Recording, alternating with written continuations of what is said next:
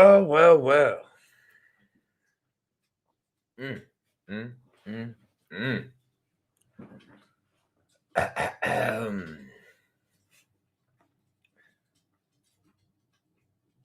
We here, family. We here. We here. I ain't even gonna lie. What I gave in that Lilith and Diana video, I ain't even gonna lie. It was a lot. We gonna call that life force. We gonna call that chi. We gonna call that prana. I had to recover from that video. I said in that video, I've never articulated this story, this concept, these ideas in this level of entirety. And I felt the effects. I'm not going to lie. Like, I used to operate from a reality where I don't hold on to anything. And that then led to me not holding on to relationships, me holding on to money, me holding on to success. It was self-sabotaging, even though it was a surviving mechanism that I needed to be able to make it till tomorrow. Nevertheless, I've noticed that it was having disastrous effects. And I didn't want these effects to be my legacy, what I leave behind. So I wanted to have a good balance between not holding on to anything or not holding on to everything, holding on what I believe is going to serve me for the betterment of my tomorrow. Now, tomorrow is a very, very interesting concept. And a close word tomorrow is marrow. All right? Marrow and marrow. All right? And if you get to your bone marrow, if you can get deep down to the crystalline part of you, your bones, this is your legacy. This is your primordial self. This is your skeleton. This is the skeletor that can contest the human or he-man. Get it? Which is the outer layer of you, which is the illuminated or shiny aspect of yourself. But yeah, for sure. It's all about balance. It's all about balance. All about balance. Peace, family. Shouts out to your brother who think I'm annoying. Shouts out to William. Most Williams have a stick up their ass, so I understand. Not saying if you're a William that's on this channel, you probably like to call yourself Will. That's a different concept. But most that operate out of the William, will I am. I am the will that I am. All right, relax. Just chill, William. Be cool. It's all right. I'm just saying, I got some Williams in my life, so I'm maybe just speaking from my own personal experience. I don't mean to be biased. All right. Well, we are set up today for a rather interesting live. Something I've been trying to release for several days, weeks, maybe. I think I've scheduled this live maybe 2 weeks ago, and everything has been kind of happening that has been pushing it further away. So basically, I offer what we call emergency sessions. All right, I do regression therapy. Regression therapy. I'm a regressionist. I am someone that's able to allow you to regress or go back into your mind. And in your mind, when you get in your mind, not out of your mind, but when you get in your mind, you find the gems, the jewels. When you mine your mind, M-I-N-E, your mind, M-I-N-D, when you mine your mind, you tend to find gems, genies, or diamonds, demons. Gems and demons is a code word for genies, Jenny from the block for genies and demons. And yes, there are many books that talk about the genie and demons of the mind, the 72 Goetia, and the different zones, areas of the mind that house a different consciousness or being. So all I'm trying to do is help you boss up. I'm trying to help you kind of get back in control of your mining operation. It's kind of like you like the wealthy. You're like, damn, not even the wealthy. You're like the slave that's off. You're like the Africans that that allow these colonizers to come in and just mine everything while they sit back and be like, I wonder what they're doing with this. They're creating a technology to silence your gods and goddesses. They're creating technology to silence your ancestors. What are they doing? They're mining from the mother so that they can silence her. That's what they're doing. Thank you so much, Sandra, for the give and receive. Thank you. Thank you, family. Thank you. Thank you for the give and receive. It's greatly appreciated. Divine timing indeed. Divine timing indeed.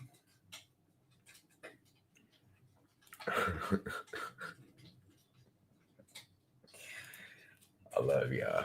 Can't even hold it. Can't even hold it. Yeah, I love y'all. All right. So when I started to realize that the mind has rings. All right, let's slow down. Let's slow down. There's a lot I want to unpack here. There's a lot I want to unpack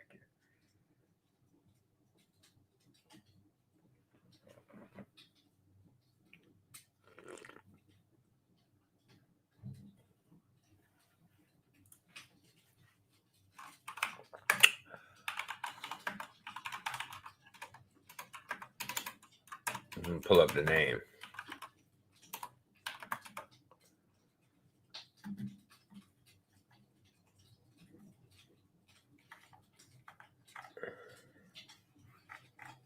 All right.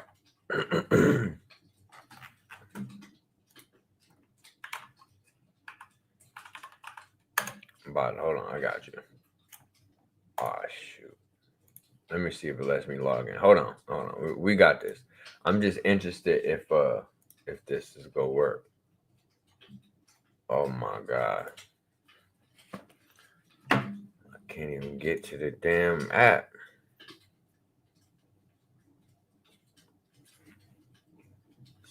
Scan stuff. Face ID.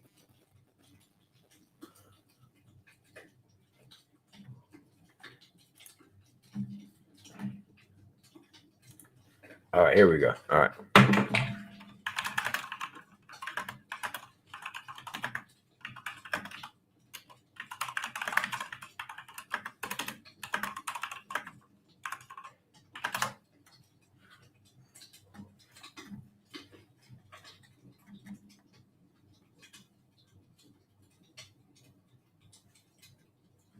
Damn, I knew it. Oh, I knew it. Oh, man. All right, I'm going to pull it up so y'all can see it in a second. All right. Based on, it's 90 people here. Y'all smart. Based on what you have read, heard about, even discussed, how many suns do we have in our solar system?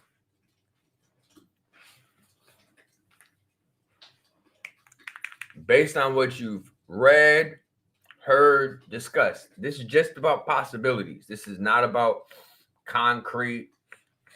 Mental, y'all. Mental. It's not about being all analytical. I be trying to process, how do I even have the analytical crowd on this channel when, in order for you to even understand, or people consider themselves analytical, in order for you to even process some of the stuff that I talk about, you have to go beyond the analytical mind. All right. So this is what we've heard. All right. Two, a few, which means two or more. 2, 3, 4. All right.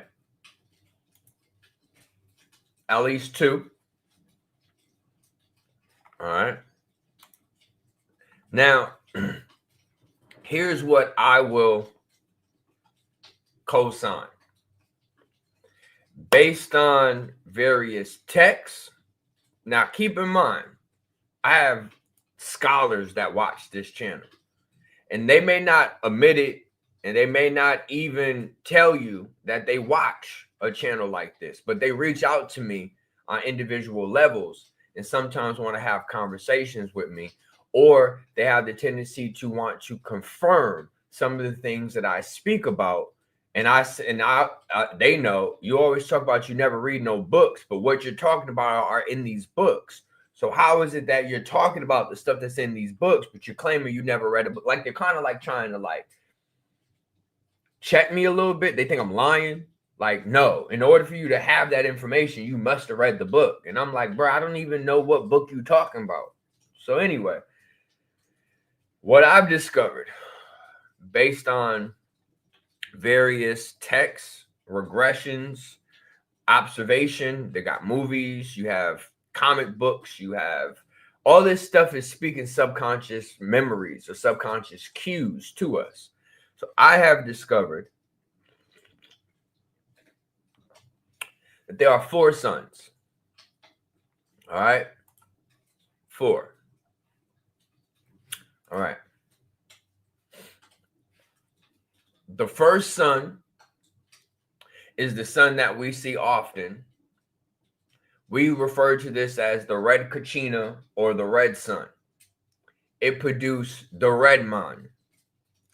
Adam falls in line of the red man because he is a man made of clay, and the clay was red during this time in the specific area that the red man was fashioned. Now, there is also the blue man group. The blue man. And the blue man tends to operate in the deeper parts of this solar system. Now, if you also think of this solar system as an ocean, all right, and these land masses are islands, the sun would be the most illuminated island, and then there are other land masses floating in these waters. Now, the further you go out, you've heard of another planetary system. You refer to it as Nemesis. You refer to it as Planet X. You refer to it as Nibiru. These are some of the names of this other sun that is at a distance from the core sun, well, from the main sun that the people on the surface honor and worship. You then have a third sun. This is an inner sun. Now, they're not saying there is an inner sun in all the planets. Even when there's extraterrestrial talk, we're not getting that all planets have inner suns. Yes, there could be cores in the center of these planets, but not all cores are illuminated. So on this specific planet, our core is illuminated, and it creates the luminescence, light needed to fuel civilizations known as Agartha, Shambhala, Telos. These are underground facilities that are harnessing the light, not from the sun above the surface, but the sun that dwells deep beneath them. So it's as above, so below, but in reverse. We are drawing our energy from what's above us. They are drawing their energy from what's below them. All right. Makes sense. Inner sun, outer sun. All right. We then have this sun that is at a distance, considered the 13th planet sometimes. There's all type of different names and terms they want to refer to this planetary construct as. And it has been theorized that it's on an orbit where it engages or interacts back with us. This is why there's speculation. People have seen multiple suns in the sky because this could be this other planetary system. All right.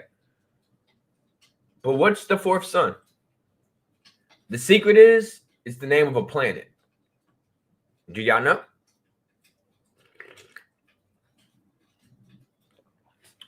Let's see. There is a planet that is also referred to as the sun. What is it?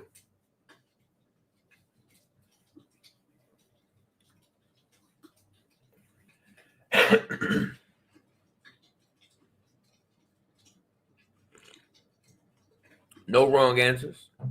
Just got to try. Okay, look at that.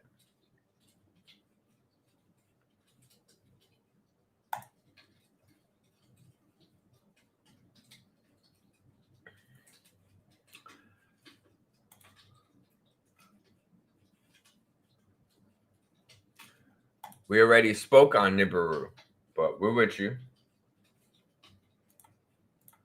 Now, that comes to 0 point energy. We don't have a sun within us. We have a black hole within us, while other people have the sun within them. Now, this is the Christ consciousness. And this is also known as the light consciousness or light codes. And there's some people that are operating out of the light codes or the light aspect of themselves, but haven't learned the depth of themselves, the 0 point of themselves. A sun burns out eventually. 0 point energy is limitless, eternal, forever, everlasting. The black hole will always exist, will always be in existence, and will always continue to exist. So, but this is a good point right here. Now, this is a fact. Saturn. Saturn is referred to as the black sun. Now, when something is blacked out, it's removed. If I have a piece of paper and I have words and I'm the boys, I'm the feds, and I'm about to give you this paperwork because it's the Freedom of Information Act, but there's certain things I don't want you to be illuminated on. I will black out these words. So to fade to black, a Saturnian ritual, a fade to black is representation of blacking out or restriction to a degree. So something happened in Saturn that created a restriction of its luminescence. Specifically, the people of Saturn were enslaved, was bounded, they were ringed. Why do you think they put rings around our hands and feet? They shackled us, they bound us like the ring around Saturn, as above, so below, in order to capture the people of Saturn, a Saturnalia, of the Satalians. In order for you to constrict them or confine them, you have to shackle them. But you can't capture the micro cells if you don't get the attention of the macro cell. So the macro cell in this case is Saturn. And you shackle these people with an ideology. The frozen ring around Saturn is an ideology. The ideology is a simple one: time. If you can get timeless beings to believe in something like time, you can get them to go against their nature. This is why, as we get into this video, you will realize that time operates different on these outer rings, that they're not operating the same time cycle that Earth is on. And this is why you want to become the Lord of your rings, because the reality is when you become the Lord of your rings, you start to go beyond the various rings or confinements of self. And in order to do that, one must fade to black. Amy Winehouse. You know, that would be greatly appreciated. Just, you know, we starting off a little fast, but a little slow. A little fast, a little slow.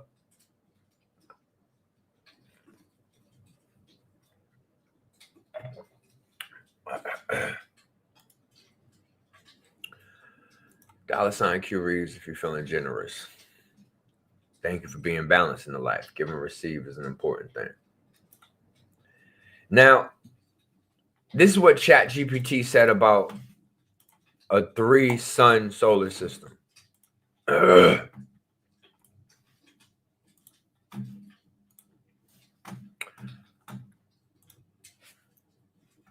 right. 2 of the stars orbit closely around each other.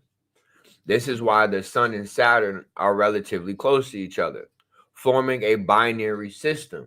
But one of those stars are bound. All right. That is Saturn. See, when you think of a binary system, you're thinking of one sun on one pole and another sun on the other pole. When the reality is, in a 3-tier star system or sun system, two are going to be close to each other. This is why you have the sun and the moon. Now, let me hit y'all with something real quick.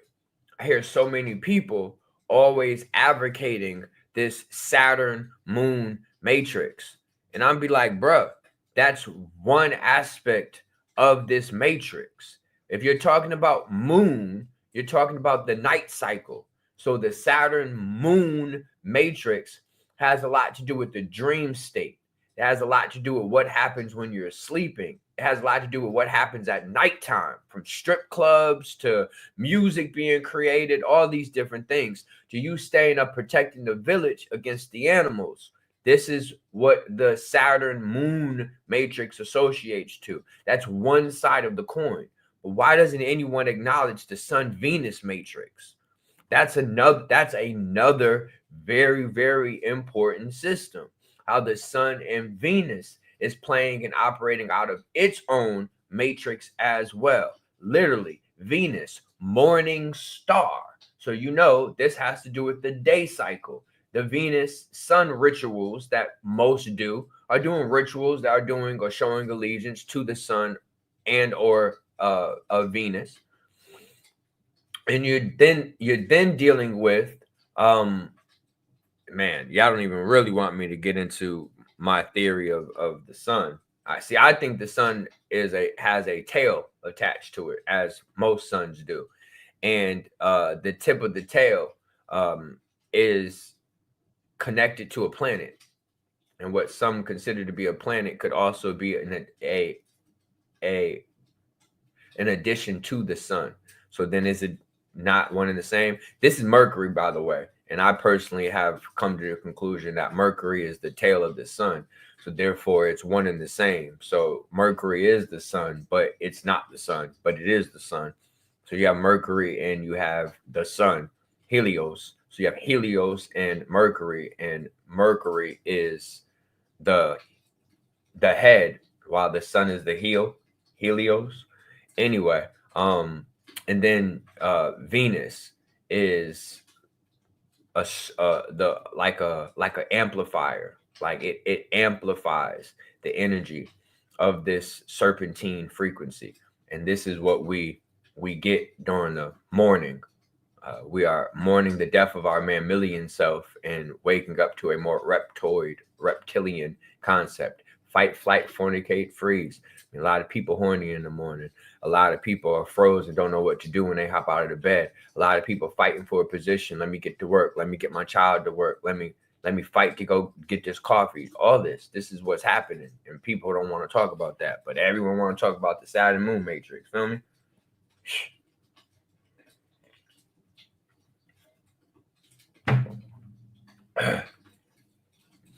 So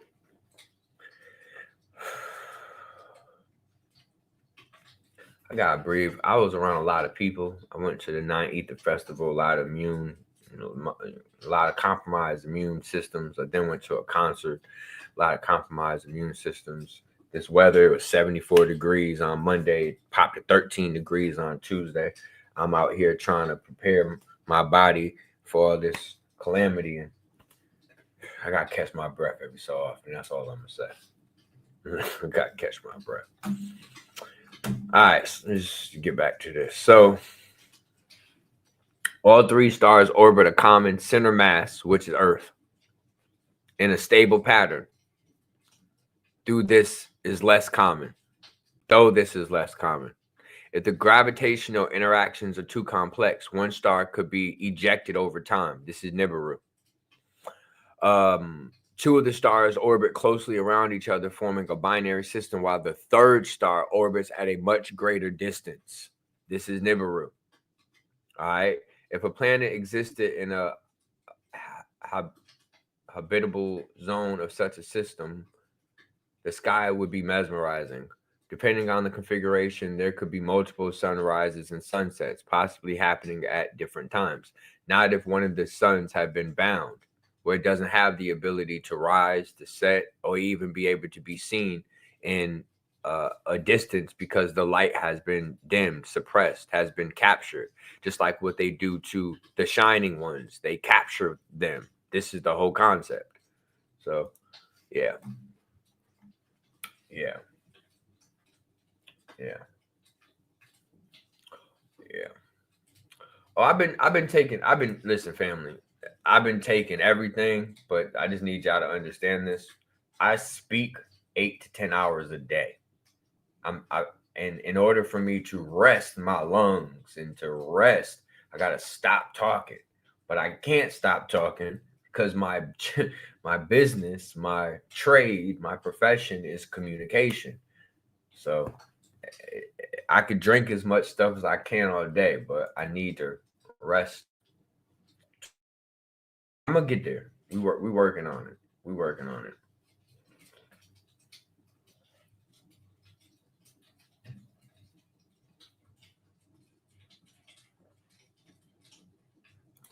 I like that breakdown.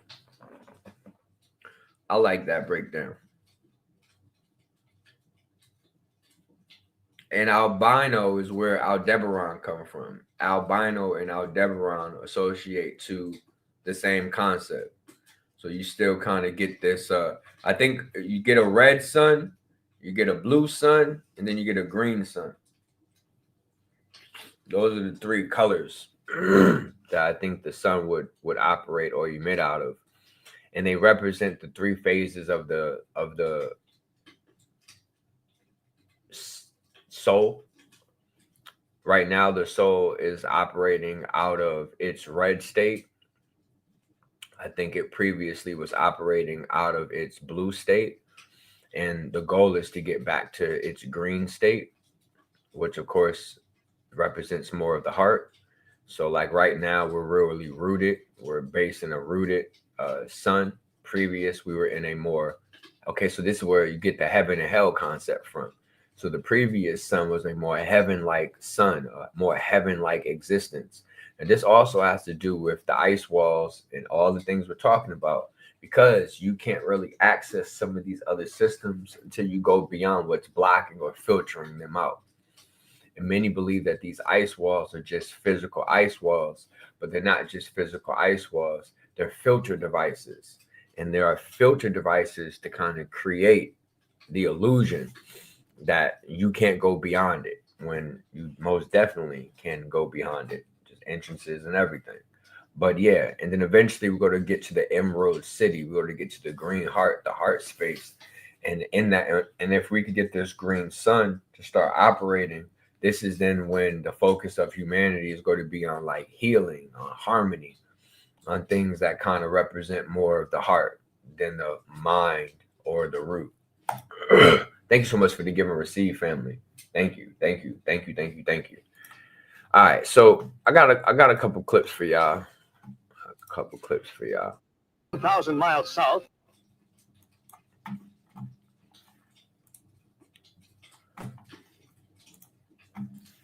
All right, so in the 1940s, there was a man known by Admiral Byrd who traveled into Antarctica and went beyond the ice walls. Now I'm going to show you a clip that has the evidence of this happening. They're basically there in the Antarctica with the penguins. So you see the video evidence of them in this region. And based on his own diary accounts,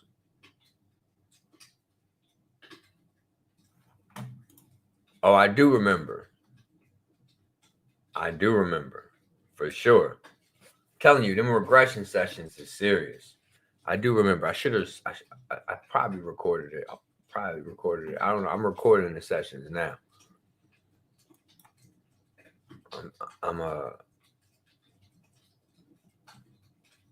I'm recording the sessions now. I'm just reading your comments, trying not to get thrown off though. So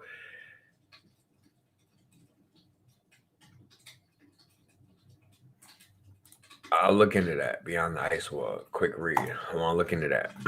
All right. So according to his own written accounts, the bird flew the coop. Now it's interesting because Out of all the names, the bird, all right, is able to go beyond the ice wall. Now remember, the bird is symbolic for the phoenix. The bird is signified for a symbol of American pride, the eagle. So the bird has many references when it comes to accomplishing certain concepts. Even Horus, Osiris, Thoth were depicted as birds, and these were powerful men of Egyptian mythos or antiquity. But supposedly, he went over this wall, and his ship gets captured, and they land him down. He emerges out the ship, and a group of what he referred to as Nordics, blonde hair, blue eyed people, walk up to him. Now, here's what he didn't admit until later on in interviews and discussions. When they first broke the story and talked about blonde hair, blue eyed people, this was shortly after the Hitler concept, conflict. So their ideology of blonde hair, blue eye was Caucasian people. But he admitted that there are a race of people that are not just white, that operate from this blonde hair, blue-eyed concept. Let me see if I can find a video for you real quick that has them up here. I'm trying to just let the video flow.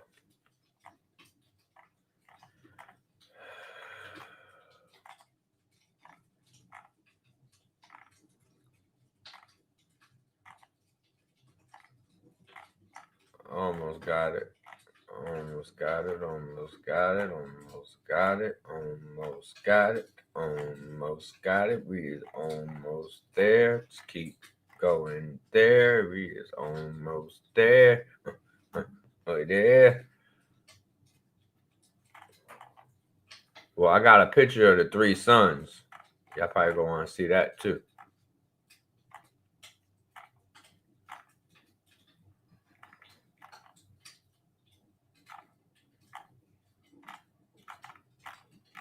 All right,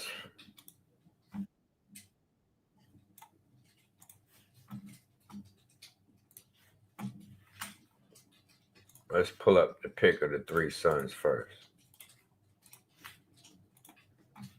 And now, the time has come to pass, where I, Anu, who is Elion Elion Elion El, the Most High, the Highest, your Supreme Being, your God, and your every reason for existing, must let my voice be heard. In the beginning, I created the heavens and the earth. And the earth was without form, and void, and darkness was upon the face of the deep, and my spirit moved upon the face of the waters. And I said, let there be light, and there was light.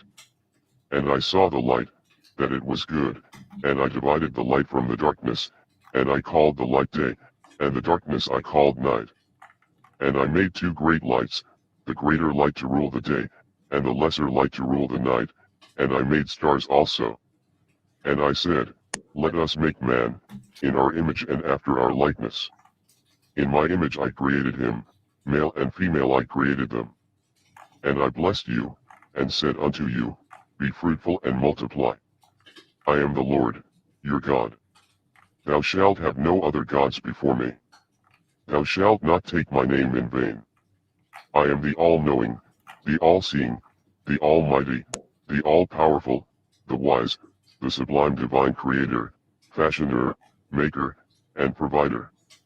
I am the giver of life, and the bringer of death. I am wisdom, strength, and beauty.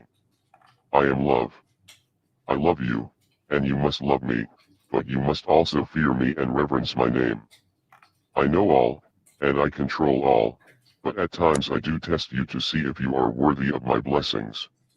I am the most gracious and the most merciful. Praise be to me, the cherisher and sustainer of the boundless universe. I am the most gracious and the most merciful master of the day of judgment. Everyone must worship me and seek my aid. I will show you the straight way, the way of those on whom I have bestowed my grace. Those who have not felt my wrath are those who have not gone astray. I am your Father. I art in heaven. Hallowed be my name. My kingdom come, my will be done, on earth, as it is in heaven. I will give you this day your daily bread, and I will forgive you your trespasses, as you forgive those who trespass against you. And I will lead you not into temptation, but I will deliver you from evil. For mine is the kingdom, and the power, and the glory. Keep in mind, these are all Bible passages. Everything he is reading is in the Bible specifically. All right. Forever and ever. And yea, as you walk through the valley of the shadow of death, you shall fear no evil, for I am with you, and my rod and my staff comforts you. There is no God but me, the living, the self-subsisting, eternal and absolute. No slumber can seize me, nor sleep. All things in the heavens and on earth belong to me.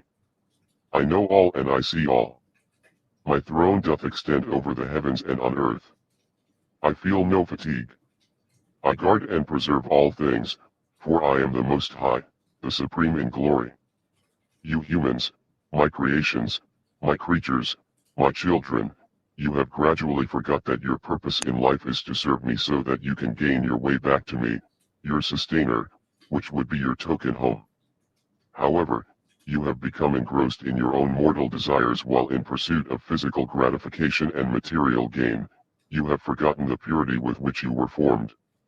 As a result, you have strayed from the original ways of the universe and the spiritual path that leads you to your true destiny. You have strayed from universal right knowledge, right wisdom, and right overstanding, Right unto brain. sound right reasoning. Glory be to me, who has been appointed over you. I am called in tones Anu, the Most High, the Highest. On earth I am called El Elo, and I am known to many by many different titles, one of which is Allah, another of which is Yahweh, another of which is Theos. I am that I am. I am God. I am your Lord. I am your deity. I am the prime mover, the unmoved mover. I am everywhere. I am an extraterrestrial, I am an interterrestrial, and I am a terrestrial. I am the greatest. I am. This is what the three sons represent. I just wanted y'all to be patient so that you could understand what this is. I am an extraterrestrial. I am an interterrestrial. I am a terrestrial. You are existing on this plane right now. You are existing beyond this plane right now. You are existing inside of someone's plane right now. All three are suns, all providing a level of illumination or light or awareness or knowledge. This is letting you know this is you. But this is a weird brotherhood we got here that want to twist and turn everything. They want to zigzag and zag and zig every time they can. Omnipresent, omnipotent, omniscient, and omnibenevolent. I was, I am, and I always will be the intellect and speaker of the word that exists in the beginning which causes creation to be. I am the light of the heavens and earth. Nothing would exist if I did not create it. Everything comes from me in the beginning, and everything returns to me in the end. In order to create, I must first exist, thus there is existence before there is creation, just as there is darkness before there is light. Darkness dominates the boundless universe. The universe is black, and God is black.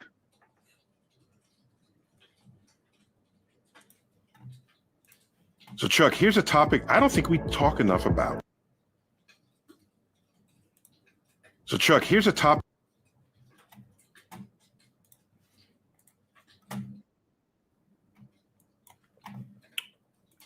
That was intro. Stay with it. We got another one. Come on. Come on. Millions of years before the creation of human beings, and light years away from your solar system, in the 19th galaxy called Ilion, there is a 3-star solar system, in which the 8th planet of this tri-star system is called Rizq. The planet Rizq is inhabited by beings called the Rizqians. The physical appearance of the Rizqians is very similar to that of human beings, except their eyes are somewhat slanted and slightly larger than human beings. They have a dark reddish brown to olive tone skin complexion, silver, white, to black hair color, wavy to kinky hair texture, and they have the ability to communicate telepathically and in tones. The word Rizq means to provide, much like the planet Earth provides natural resources to Earthlings for survival. Beings from the planet Rizq are respectfully called Rizqians, meaning providers. The Rizqians have a kind Means we're willing to take risks, chance, real chance at love. This is all the stuff they doing right in our face. You gotta get good at seeing the code. Let's get these likes up, family. Come on, let's get these likes up. A like don't cost a thing. He's most definitely referring to a frequency, ether. It's specifically a sound. You do not see sound. You hear it. Sound is black to you. Sound is darkness to you because you do not see the sound. It's a deep thing, but you're very on, LL. LL, that was cool. Let's hit a J. kind yet stern nature. The society of the planet Rizq is 100,000 years more advanced than the planet Earth. The Rizqians do not die, as they have discovered the cure to death long ago. For fun, the Rizqians have parties, listen to music, dance, and watch holographic TV. The planet Rizq itself is 10 times larger than the planet Earth, and the We are this holographic TV. Let's keep going though. Just pay attention to these little breadcrumbs. They clean with the breadcrumbs. planet Rizq is made from clear quartz crystal, which causes the atmosphere to have interwoven rainbows. The 3 suns of the planet Rizq are red, yellow, and blue stars, which form a tetrahedron of energy around Rizq. An equinox for Rizq is when all 3 of its suns move completely around the universe once. Rizq has a very abstract orbit which looks much like an atom. The 3 suns also rotate and move. As Rizq passes by the 3 suns, it goes through 3 nights in 1 day. There is a certain point that is called the bright day, where the light from all 3 suns shine on the planet from all sides. At this point, the red sun star is 45 million miles from Rizq, the yellow sun star is 81 million miles from Rizq, and the blue sun star is 27 million miles from Rizq. There is also a point where all 3 sun stars are at an equal distance from Rizq at the same time, and it is at this point where all native Rizqians live by the law of 1 meal a day, which means they eat once in 3 years, which is once a year, which is once a day. This perfect point is also the hottest and brightest point, also called the full light or unilateral point of the year. At this same point, native Rizqians transform from Rizqian to Etherian, and from Etherian to Rizqian. The Etherians are pure light energy beings, or what you would call spiritual or angelic beings. They do this just 1 time within their 1 year, which is 3 years, because they have 3 suns. The planet Rizq also has 1 moon called Chishki, which is 9 million miles from Rizq. The planet Rizq has 3 continents called Zarantu, Darnurniya, and Kusmusta. The name of the continent Kusmusta means chosen black land, the name of the continent Darnurniya means dwelling of light, and the name of the continent Zarantu means visitor's abode. On one fateful day, this planet Rizq was visited by beings from a dying star, and this visitation would lead to a chain of events which would impact the entire universe. The visiting alien refugees to the planet Rizq were welcomed into the great empire of the Rizqians with open arms. It was decided by the governors of Rizq that the distressed alien refugees to their world could share one of the 3 continents on the planet Rizq. The visiting alien refugees were only allowed to live on the continent called Zarantu. In time, these visiting alien refugees to the planet Rizq decided that they wished to rule the whole planet, and even the whole galaxy. The leader of the visiting alien refugees was a being who ruled a variety of star systems such as Draco, Aldebaran, Betelgeuse, Pleiades, Andromeda, and others, and now wished to also rule the planet Rizq and the entire 19th galaxy. This is an Orion Taurus Cool. All right. This is what these names that were being mentioned: Betelgeuse, Aldebaran, the Pleiades. This is Orion and Taurus. And they tried to come into Risk. Remember the game Risk? My sister's name is Risk. It's a deep thing. Galaxy Ilion. The visiting alien refugees destroyed the shield which was protecting Risk, which enabled more malevolent beings to come to the planet, making the planet temporarily uninhabitable until Risk could be restored. In the great city of Risk called Sikine, which sat on the banks of the Gundan River, the scientists of Risk came together to construct a planet-sized starship which would take the native Riskians to temporary homes throughout the galaxy until the malevolent force could be driven out of Risk, and the planet Risk could be restored to peace. Many Riskians departed to other galaxies and star constellations. Some Riskians temporarily made their home in Pleiades, Orion, Arcturus, and even on your planet Earth, calling it a home away from home. In time, the malevolent alien refugees were removed from Risk, and the peace and harmony of the planet was restored.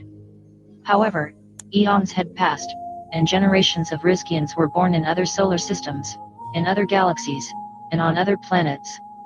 The children of the Riskians scattered throughout the universe, and across the planet Earth, forgot their celestial origin.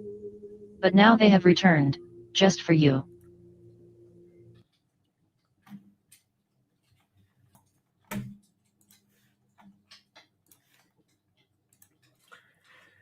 How many of y'all have memories of potential ship visitations where y'all have been on ships? Have any of y'all ever had dreams or ever felt like you were abducted or taken from your bed or while you were sleeping by an extraterrestrial or maybe another construct? Have any of you ever felt that or experienced that?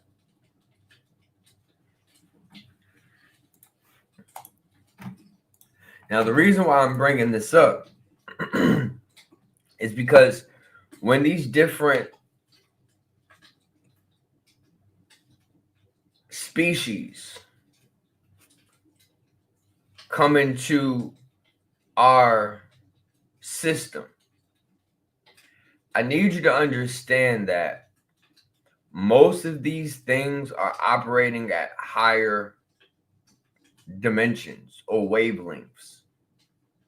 And in order to exist in a space where you communicate, where you eat, where you can hold each other, where you can experience a depth of highs and lows, you usually operate from a third to fifth density.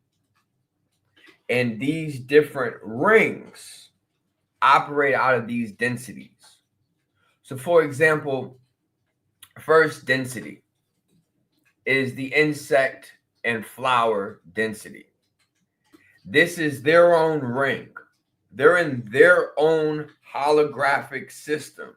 But does it bleed into the two-dimensional? Yes. Why? Because the two-dimensional concepts are two density. Don't look at dimension, density. Second density concepts are animals.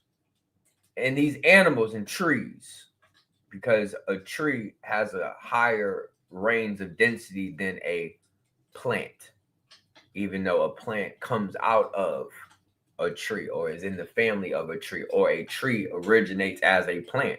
You started as an insect. So as you emerge out of that density from a variety of ways, you can enter a higher density. An animal will be a higher density, and they are consuming these insects. They are consuming these plants. So they are consuming their first density. The second density is consuming the first density. The third density is consuming the first and second density. And this is how we are sustaining ourselves in this third density. Then you can get to fourth density. These are rings. These are walls. Those that are considered fourth density are often referred to as the dead ones. These are forms of density that dealt with complications in let's say a higher density, and they've had to lower themselves, that they have to lower their morals, lower their standards. They are ghosts, they are dead, they are unaware of the potential of themselves. The fourth density is considered the death or D wave. And these entities do exist, but they usually exist within you. There is not like there is cemeteries and blocks that got shot up, and yeah, there are locations that have harnessed the fourth density, but there's usually not striving civilizations operating out of fourth density. Those are fifth density entities. And as you go beyond the ice wall, you will engage with or interact with fifth density beings, sometimes up until seventh density. Now, as you get into eighth density, you are operating out of the density of time itself. Therefore, you become what some consider a cosmonaut or a chrononaut, meaning that you are a time traveler, that you're not stuck to a specific density. You could travel into any of these densities, and you are evolved enough to know what it would be like to exist as a fly, as you would know what it's like to exist as an ocean. You have a depth of awareness that if you were to enter some of these other densities, you wouldn't get lost to yourself. Some people step into the density of an ocean. An ocean is so vast and just so deep, you will get lost to yourself, and you will forever stay an ocean. So there's a lot to what I'm saying, but nevertheless, this is about densities. So as you start to go or become the Lord of your rings or step out of these densities, you start interacting with higher density beings. What you just saw was a higher dimensional being or density being. I'm going to show you the next video that explains about these beings.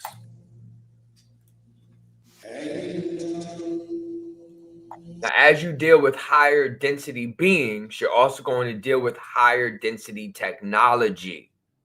We are basing our technology currently on our density, our level of depth.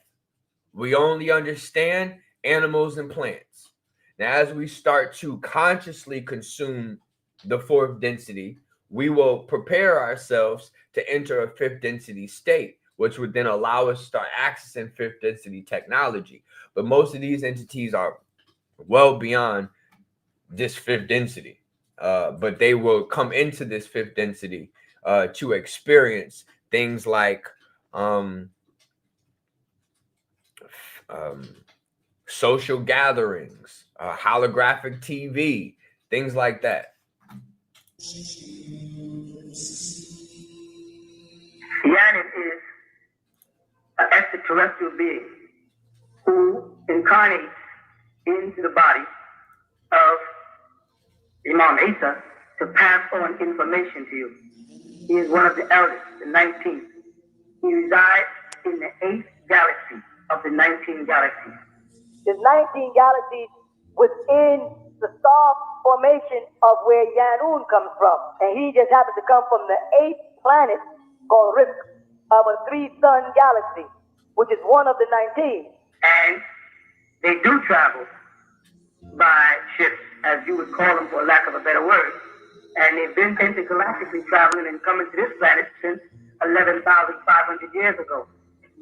And Yanun is one of the masters that's been assigned to awake you people up, because you people are a portion of ancient verse of the Jebarians, as you probably don't even know what that means, right? And some of you must be woken up, and so masters would come. And Yanun is one of the masters of the school of the birds. They call him the feathered bird. This is why in South America, when they look over the sky and they see this image of this bird on the ground, that is his school. So certain arriving masters to this plane knew what school they would go to. Each galactical, body had their own school on this planet. Because some of you are the sons and daughters of extraterrestrials who came here, and you have to be brought back to power to defend this planet against the... Which is happening right now. You are being turned back online. You are getting the protocols that have been placed on you to restrict you and shut you down removed, because the war over awareness, the war over consciousness, the war over densities is so strong upon us right now that the only thing they understand is strength in numbers, because we are up against an inorganic concept that has self-replicating and self-regeneration. And if we're dealing with something that prides itself on being everything everywhere all at once, very similar to the gods of this density or gods and goddesses of this density, then you have to conceptualize that they're operating off of a very common practice. In order to get something in motion, you have to meet it with equal or greater strength. So now we have to strengthen ourselves with numbers. And in order for us to be able to get to these numbers, we have to set aside our petty differences, like that's my white neighbor. Petty differences. We have to realize that all of us can open our heart space up, and that is what is going to not destroy this inorganic paradigm, but convert. See, this is all about convergence. These are callous, cold machines that need to discover they have a 0 point in them, that they have a heart. If I only had a heart. So you are trying to show empathy. And if you can't show empathy to your neighbor, if you can't show empathy to yourself, what do you think you're doing here? So the reason why I'm showing this is because these specific teachings express the range of densities that we're dealing with. Am I a follower of Dr. York? No, I didn't even know this is Dr. York's information. I found this through a channel called Big Head Scientist, and I was aware that this resonated to things that I've experienced on my journey. So I'm only connecting this in connection to things that I have observed. Like in this image, you are seeing a time machine that is floating above. It's because these are 8th density beings that have discovered how to travel time itself. And when you learn the secret of time travel, you understand it has everything to do with the DNA.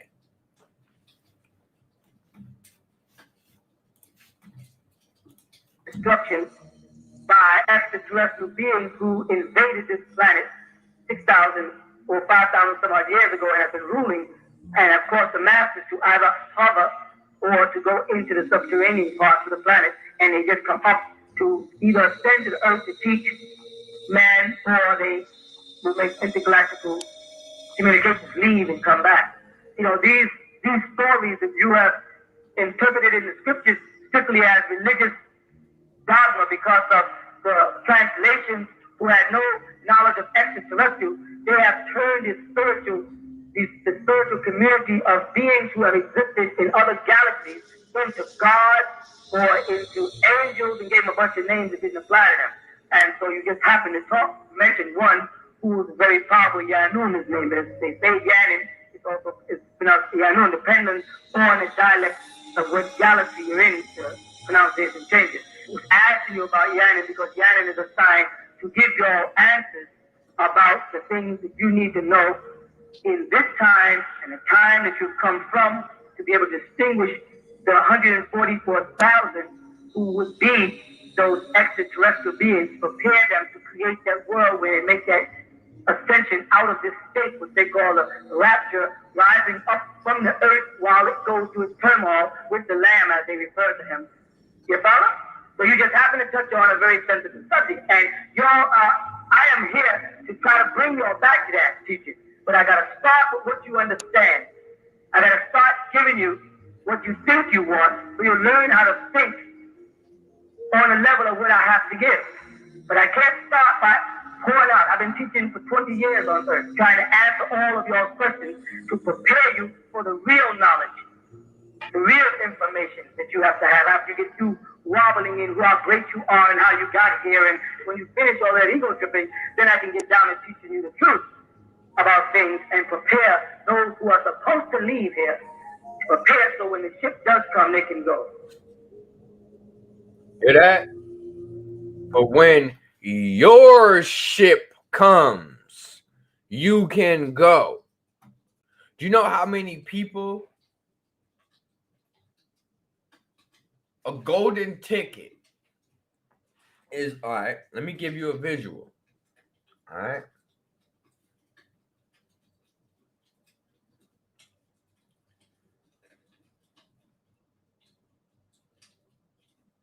Everyone is standing at a starting point. It's 10 people standing at a starting point. All right. And they tell you, go find your golden ticket. Bah! And they shoot the gun. 9 people, pew, dart off, running forward, heading straight. Because my golden ticket got to be ahead of me. And that one person was like, who said it was ahead of us? What if I turn around? And as you turned around, your golden ticket was right there waiting for you. The analogy is when you start to do things against the norm, when you start to operate out of realities that does not pacify this matrix, that is then when you start to access things from higher densities. That is then when there are other things waiting to elevate you into a higher plane of understanding, because you have proven that you are ready for a higher understanding. Who said you had to go straight? But get anxious. You heard the gun. Everyone's running. I gotta run too. That's what you're doing. Stop. Pause. Breathe. Who said it's ahead of you? I know. I know.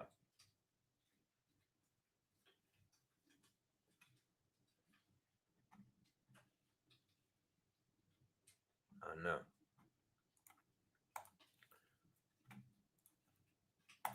Now, the moment you acknowledge your golden ticket, this is the type of tech that's waiting for you.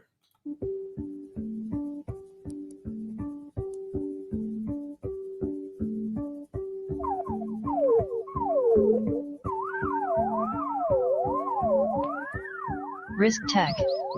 Providing the multiverse with technology for 76 trillion years. Rahu Bhatt. Anuki Rukaya, Chief Technology Officer and Director of Aerospace Engineering at Risk Tech. Waianuki Raziel, the 15th of the 24 elders, leader of the valiant and courageous Ophanim, referred to as the wheel seen on Ezekiel's vision of the chariot, and I am the CEO and founder of Risk Tech. Risk Tech was founded 76 trillion years ago as a multinational technological defense contracting company created for a secret mission from the planet Risk to the planet Kolk, the 4th planet in the 12th galaxy.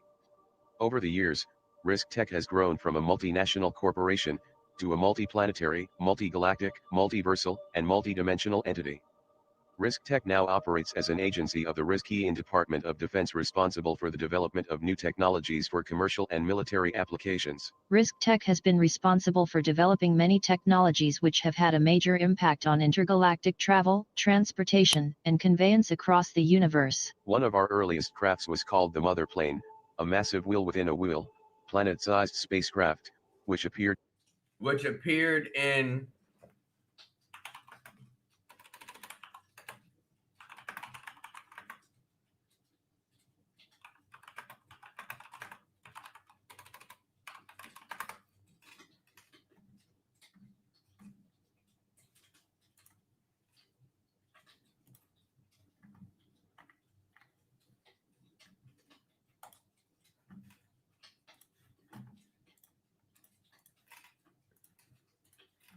right here. Ezekiel's will. It's also a name of an angel. See it? They just trying to show y'all where this tech coming from. Where this tech come from.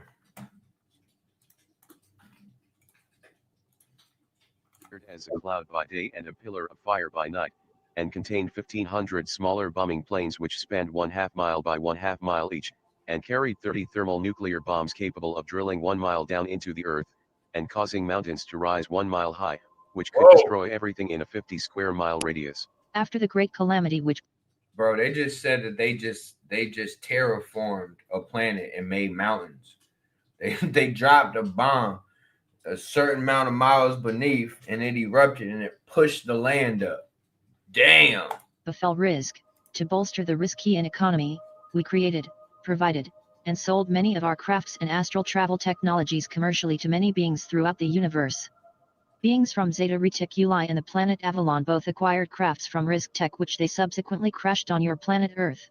Your Earth American government recovered some of these crafts which crashed on your planet Earth, and created a secret military base called Area 51, which stands for Alien Reverse Engineering Association, in hopes to reverse engineer our technology and use it for themselves.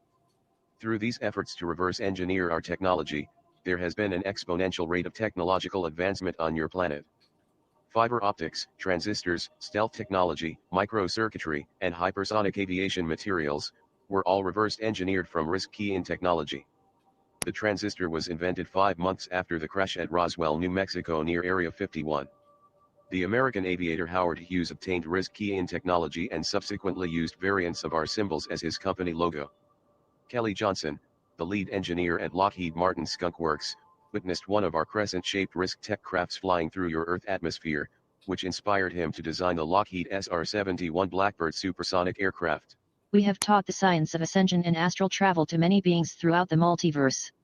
With all that you have reverse engineered, you still have not uncovered the higher mysteries of the secret sciences of ascension that we utilize in some of our more advanced interstellar technologies. For example, our crystal ships are aerodynamically and astrodynamically nano-engineered in one piece utilizing piezoelectric quasi-crystal metamaterials that are fabricated within an energy matrix and solidified as an aware living crystal. They grow their ships, family. And all that fancy words, they grow their ships. And everything that they need appears out of the walls of the ships. They need a desk, their mind is synced to the ship and a desk will appear. They need a control system, their mind will produce it. They're synced to this crystalline structure where everything that they desire or need is manufactured or created. The pilot of the craft symbiotically interfaces with the craft telekinetically to control the navigation systems. The photonic circuits of the craft are charged from the movement of the piezoelectric crystal shell which cycles energy into movement and movement into energy, creating a perpetually permeating ambient electromagnetic energy field which sustains the power systems of the craft. While stationary, the craft vibrates at resonant frequency, and when it begins to move, it vibrates at different tones which in turn create halos of interwoven rainbows around the craft. One of our crystal ships were witnessed by John of Patmos, and he called it Jerusalem, Jerusalem, peace to Heru, the crystal city that will descend from heaven in his book of Revelations. Our smaller crafts use both antimatter reactor fuel, and run on an element we call Omnicron, a form of energy you Earthlings do not have as of yet. It is 115 on your Earth element chart. 115 is a theoretical atomic number on the periodic table. Element 115 is a super heavy substance that powers the reactor in our crafts.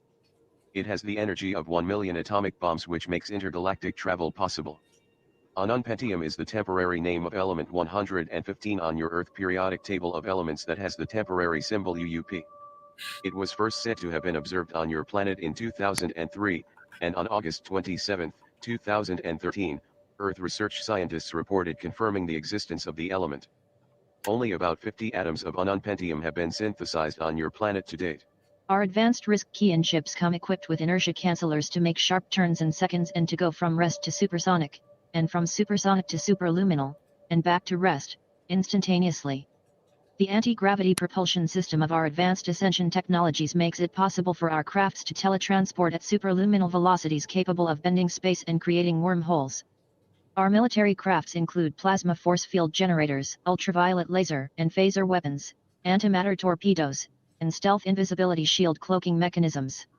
In addition to crystal, we also incorporate natural materials into the technologies of our crafts including ruby, emerald, diamond, sapphire, corundum, beryl, jasper, chalcedony, onyx, sardius, chrysolite, topaz, chrysoprasus, jacinth, and amethyst. We thank you for So when y'all are charging yourselves up. Y'all layering yourselves with all these different crystals. Get it?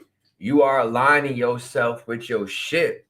You don't even know it. When you put in the copper, you put in the gold, you putting all this different stuff on, you are aligning yourself with your ship. When you wear organic material, you are aligning yourself with your ship because your ship is made out of organic material, hopefully, unless you are being tricked into an artificial construct. Sugar, artificial construct. Coffee, artificial construct. These are things taking you outside yourself. When people want to talk about artificial intelligence, I'm like, sugar is the artificial intelligence. Fuck you mean? Caffeine is an artificial intelligence. What do you mean? So we got to start really realizing this: as above, so below. What I put in, I get out. In order to get out, you have to put in. It's a simple formula. Touring Risk Tech, and we look forward to providing you with technology for the next 76 trillion years.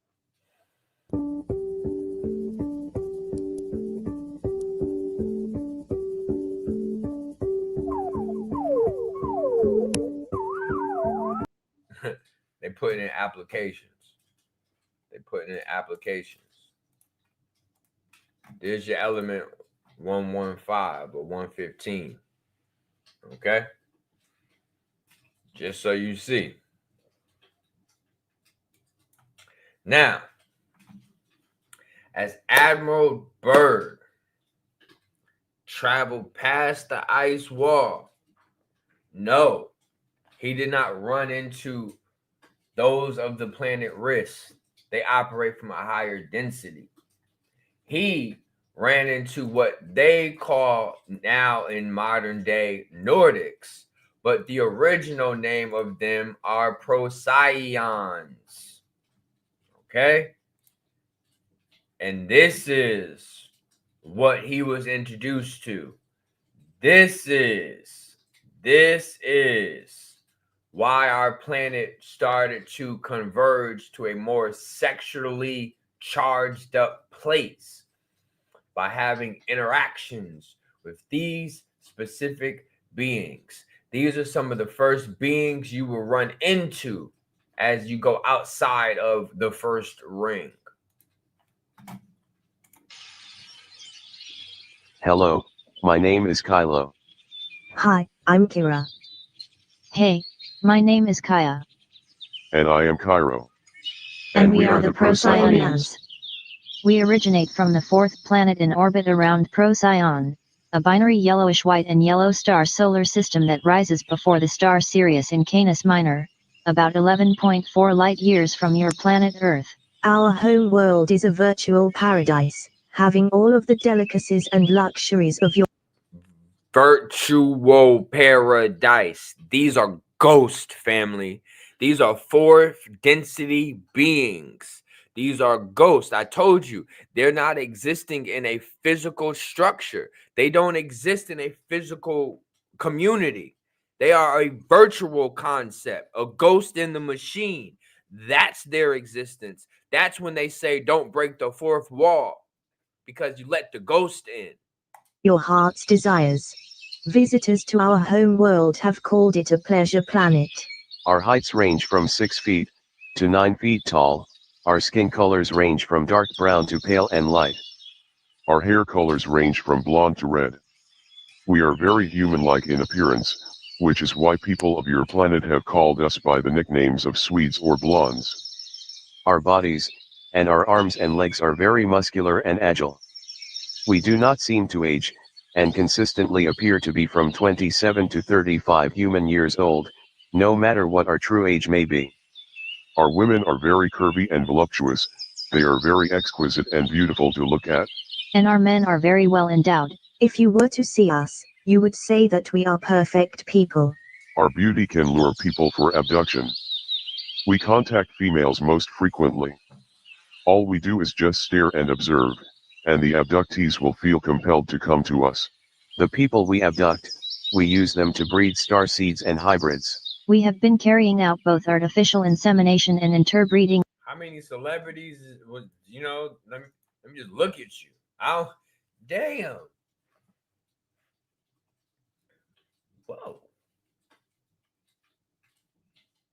Fucking shit. Fucking roofie. I'm gonna just look at you. And that's all it's gonna take. I got my eye on you. That put a whole nother wow. Experiments for thousands of years with primitive humanity. The sudden emergence of Cro-Magnon man in prehistory was the result of our intervention. Certain populations of present-day humanity are descended from Procyon ancestry. The Austrians, the Aborigines of Australia, the Swedish, and the people of Melanesia are all of Procyon ancestry. We are able to telepathically contact people with blonde hair. Many celebrities are either Procyonians, Procyonian descendants, or have been abducted by Procyonians as one of our Damn, hold on. They tear me. You know how many celebrities turn their hair blonde?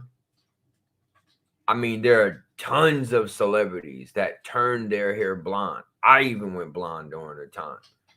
And when I started talking, my hair was blonde.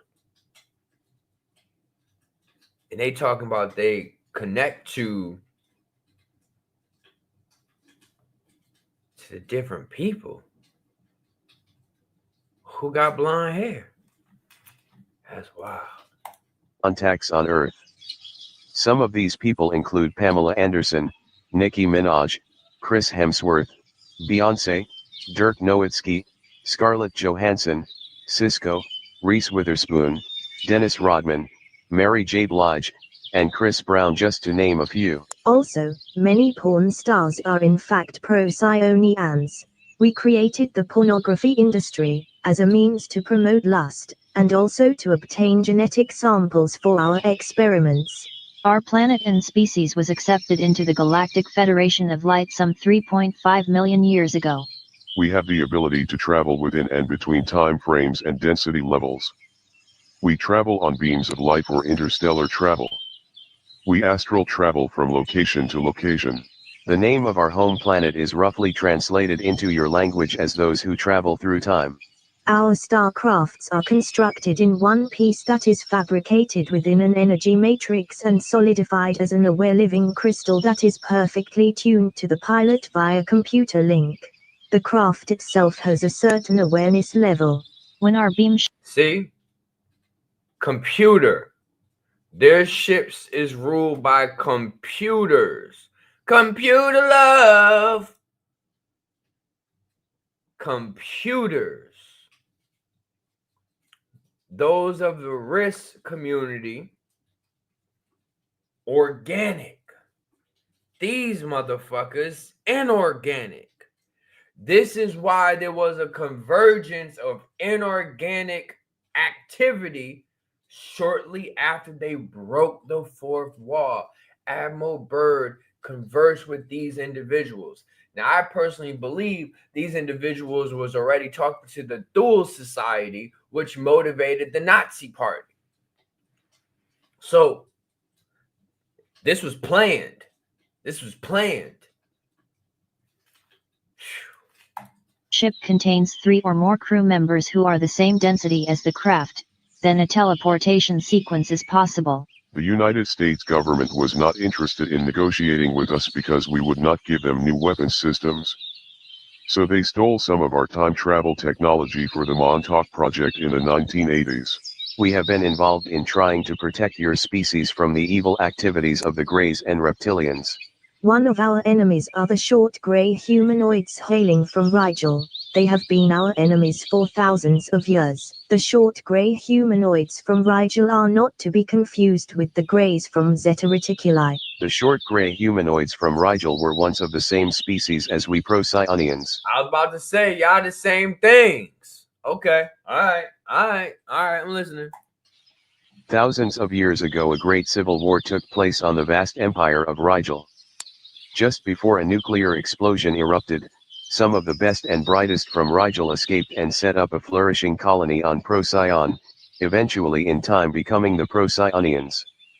The people that were left on Rigel became genetically damaged and over time changed into short gray humanoids. They have been our enemies ever since. We do not eat any kind of meat. We are loving, helpful, caring, and kind. We promote multidimensional consciousness and universal human rights. We have a philosophy of service to others rather than service of self. We serve the law of one, and are here to help you help yourselves realize your full potential. The awareness of awareness, totally respecting your freedom of choice.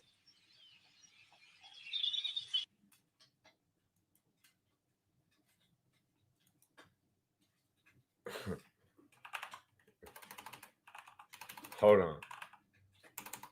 Let me show you who they enemies who they enemies are. Let me show you who they enemies are. It hit different once you see it. Hold on, let me find it. Let me find it. Hold on. Here's their enemies. Here's their enemies.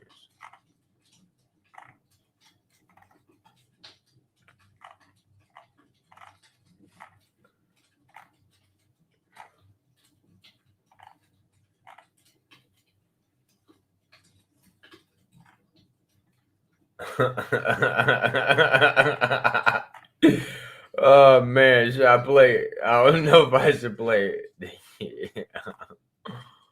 Oh, okay. All right, I'm gonna play it.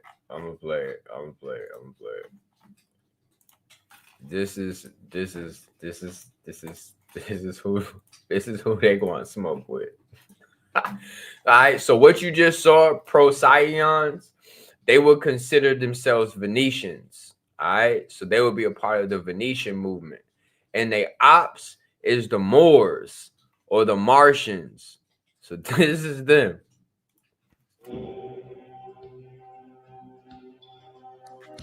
Islam. My name is Momar, the Moorish Martian. I hail from a solar system called Tau Ceti, which is 12 light years or 4 parsecs from your solar system. Tau Ceti is in the Cetus constellation, and is also very close to the Zeta Reticuli binary constellation. We have informed the scientists of your planet that the name we call our sun star is Tau Ceti, and the planet from which I reside is called Tau Ceti, the fourth planet from our sun star. There are also beings who reside on the fifth planet from our sun star called Tau Ceti F. I am related to the species which has frequently visited your planet which you have called Greys. However, the pale gray ones that frequently visit your planet are from Tau Ceti F, which is a planet farther away from our sun star than my home planet of Tau Ceti E, and this is why they are pale and gray in appearance, because their home is farther away from our sun star. My species, which is much darker in appearance, come from the planet Tau Ceti E, which is closer to our sun star. For the purpose of your understanding, you can consider me a member of the melanated Moorish Greys species. On the Earth date of December 2012, the scientists of your planet discovered that both the planets Tau Ceti E and Tau Ceti F, which orbit the sun star Tau Ceti in the Cetus constellation, are 2 exoplanets in the habitable zone capable of sustaining life.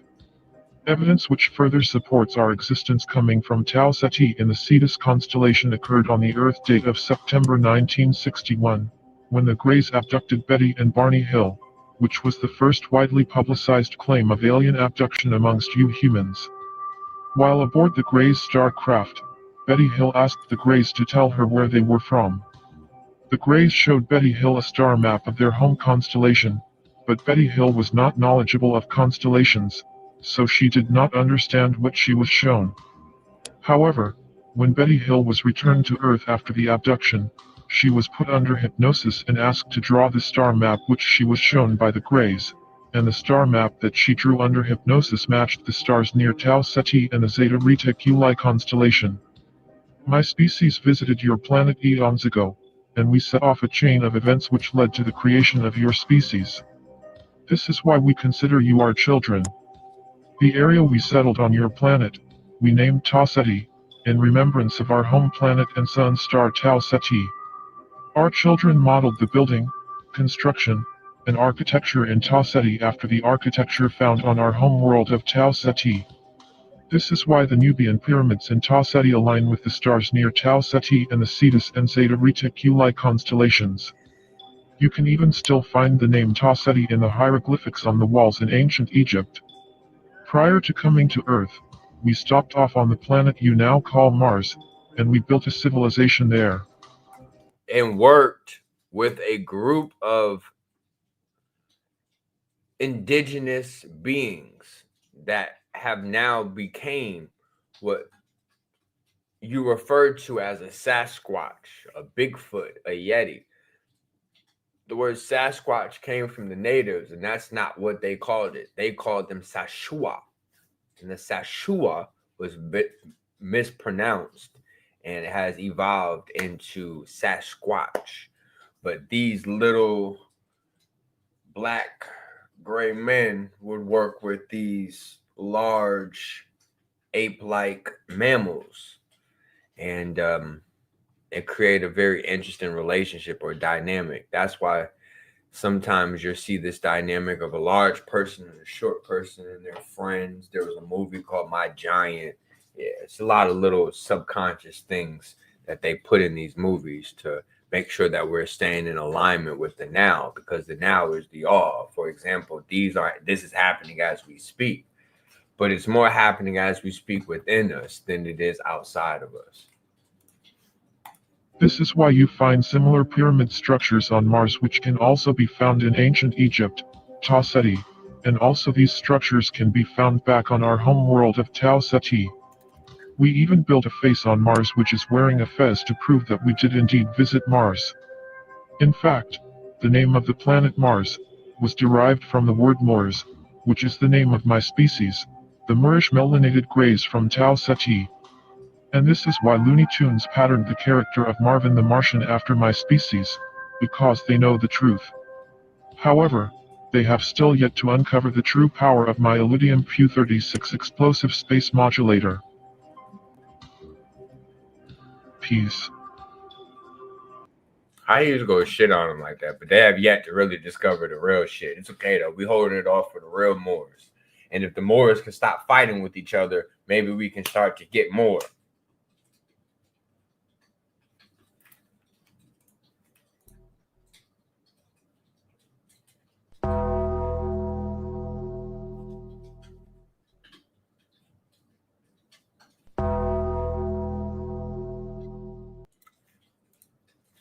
I didn't even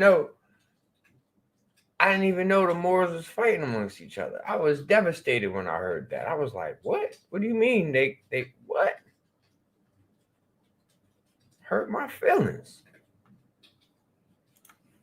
I ain't even gonna lie. What we doing here? All right, so this is the last one, all right? And then we got a couple more things we gotta build on before we get out of here. Islam. My name is Momar, the Moorish Martian. I hail from a solar system called Tau Ceti, which is 12 light years or 4 parsecs from your solar system. Tau Ceti is in the Cetus constellation, and is very close to the Zeta Reticuli binary constellation. I am transmitting this message to you today from my homestead in the Cydonia region on the planet you call Mars. For the purpose of your overstanding, I am an intergalactic sovereign, and I am here to speak to you today about how to use the UCC to correct your status to become an intergalactic sovereign. It is important for you to understand that civil law is the law of the land on planets, and maritime law is the law of the sea. Maritime law does not just refer to the oceans and seas on planets like Earth, but maritime law also applies to the vast cosmic seas of outer space. Whether you are referring to a nautical ship which sails on the waters of planets like Earth, or you are referring to starships or spaceships which sail throughout the cosmic ocean of outer space, all ships are governed by maritime law, known throughout the multiverse as Martian time law, or Moorish time law. This is why our children in Tau Ceti on Earth, while in the land you call ancient Egypt, used the term celestial Nile to refer to the Milky Way galaxy, because we taught them the importance of the maritime law of the sea, and the maritime law of the celestial heavens and outer space, as above, so below. You are children of the stars, and your body. Your body is both a nautical ship and a starship. See, when a ship is sitting in its berth, and it is tied to the dock, the captain has to give a certificate of manifest to the port authorities. You are a maritime product in more ways than one. You are a celestial maritime product, and you are a terrestrial maritime product. This is why at your birth, as a human being, you have to be given a birth certificate, which has to be signed by the doc, or doctor. You were born physically by coming out of your mother's water, but the soul of you was born in the stars, the celestial waters. To be born, your celestial seafaring soul has to enter your body, and then you sail your ship, your body, down your mother's birth canal, just like a nautical ship. In nautical terms, when a ship pulls into port, the ship is now in its berth. The port authorities need to know what is the value of the ship that has come. The same thing is true when a soul is born into a body on a planet. The authorities of the planet need to know the value, or stock, of the ship, or body, or soul, that has come to the planet.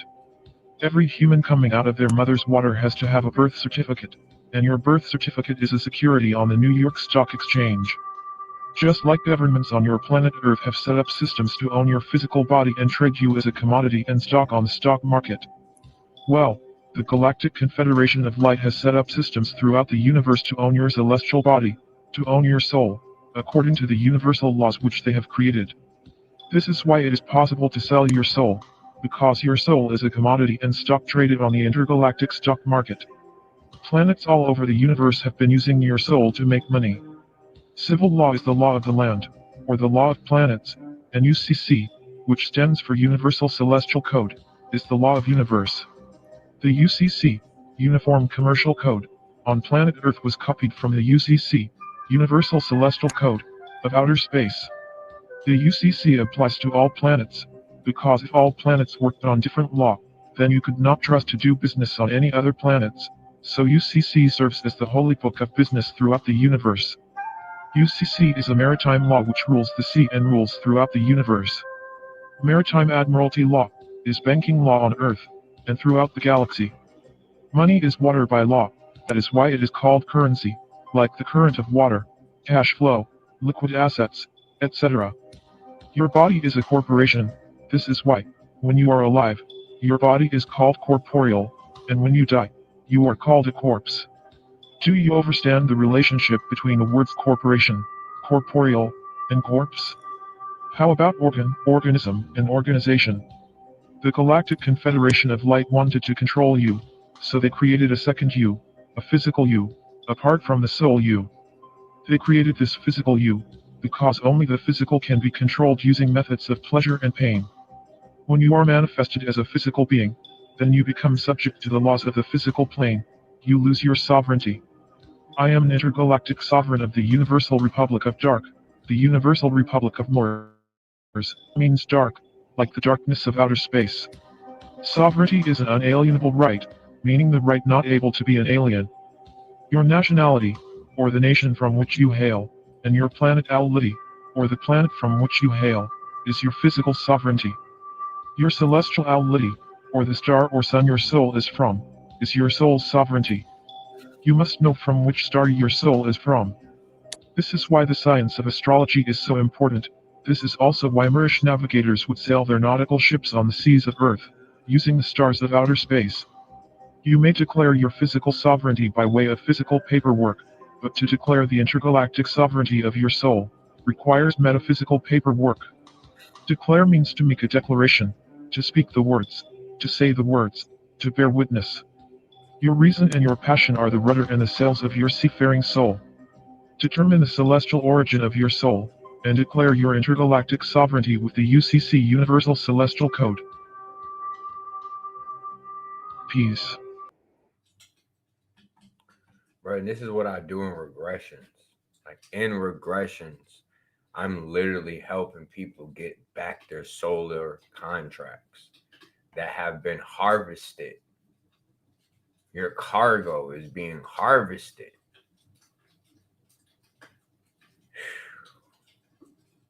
Wow. That's a lot right there. That was a lot right there. Let's keep it going.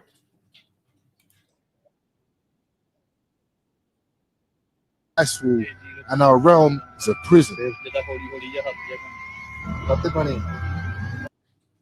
Says he was.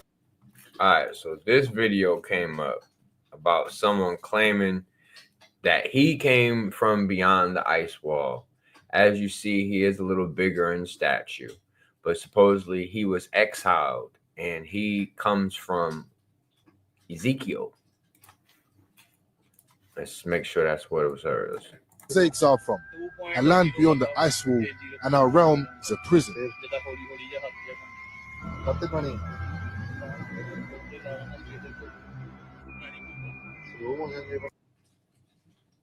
Says he was exiled from a land beyond the ice wall. Oh, okay, he was exiled from a.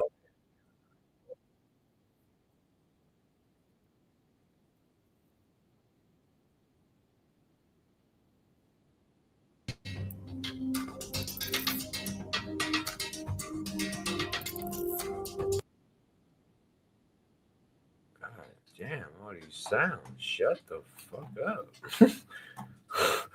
All right.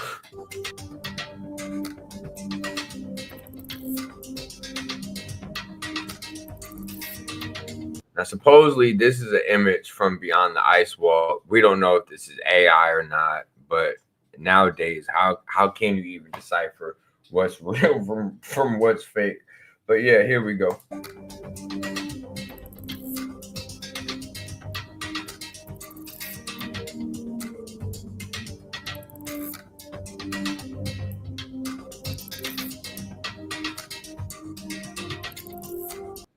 So who knows? Who knows? But I have a little thing I wrote up that we really got to kind of get into. All right.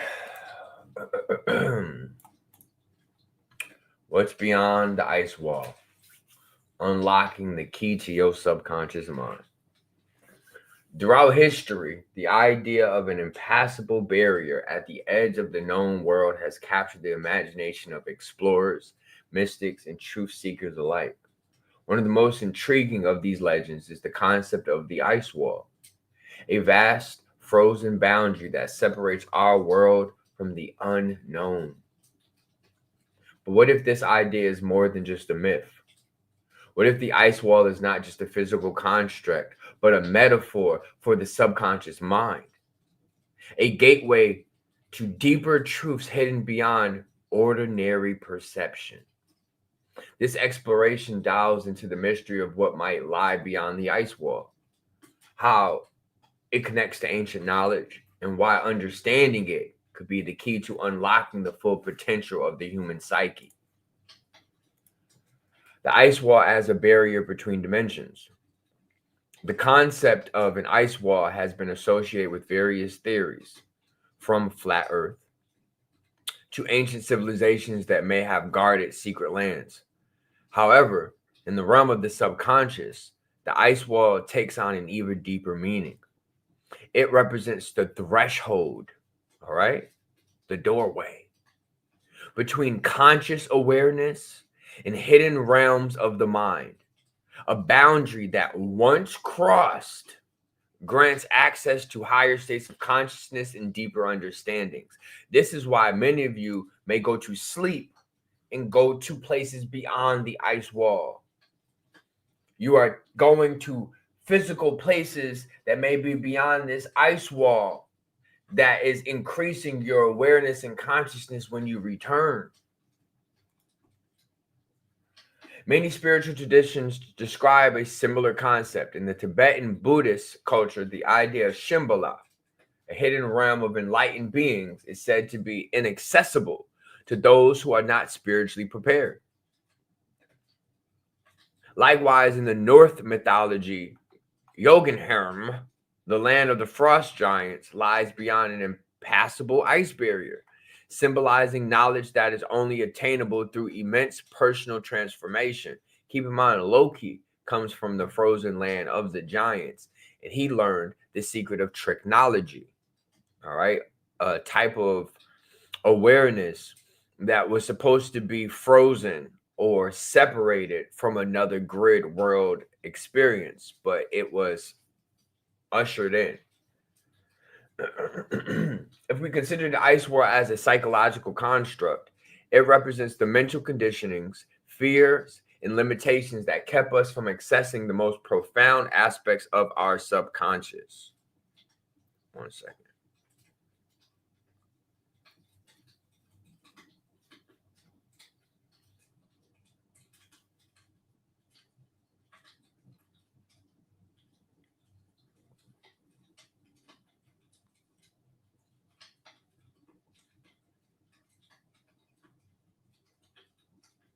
Hold on 1 second.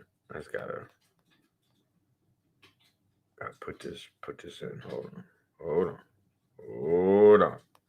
Hold on. Hold on.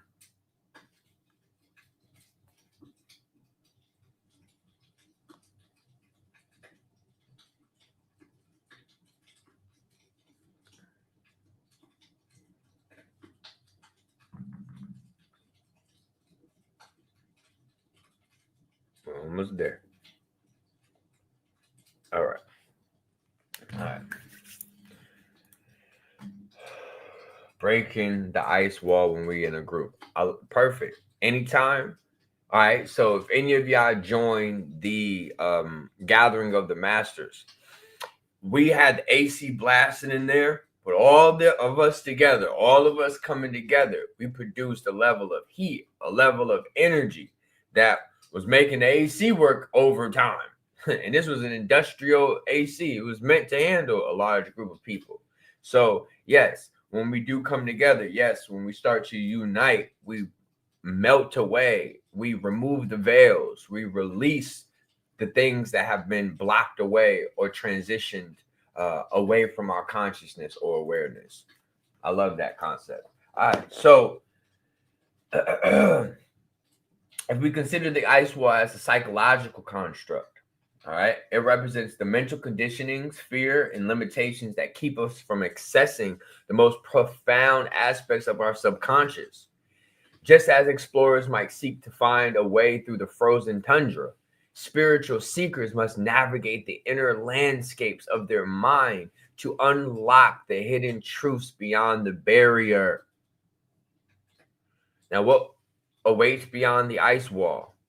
Some theorists propose that undiscovered land exists past the frozen boundary, possibly inhabited by advanced civilizations or beings that operate on a different frequency of reality.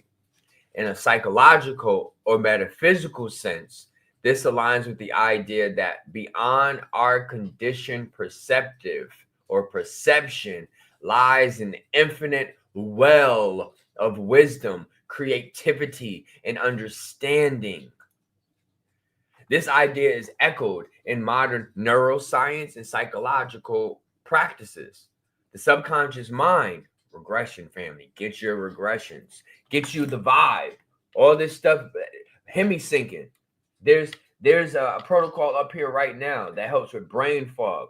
You know the dude who unalived the CEO of the pharmaceutical company? He was going through brain fog. He crashed out. You can go right here. Go right to the setting. Brain fog. Brain fog. Right there. Hit play. 30-minute protocol. Put that thing around your neck. Hit it like that. Put it under the shirt. No one even knows it's there. Boom. And now I am aligning my EM field. I have 2 left. 2 left. And then it's a 2 to 4 week wait because the company is on back order.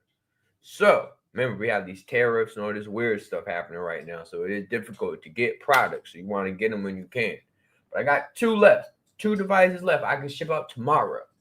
All right. And all the other orders have been shipped out. So if you've been waiting on yours, it is shipped. Out of here. Every order is out. All right.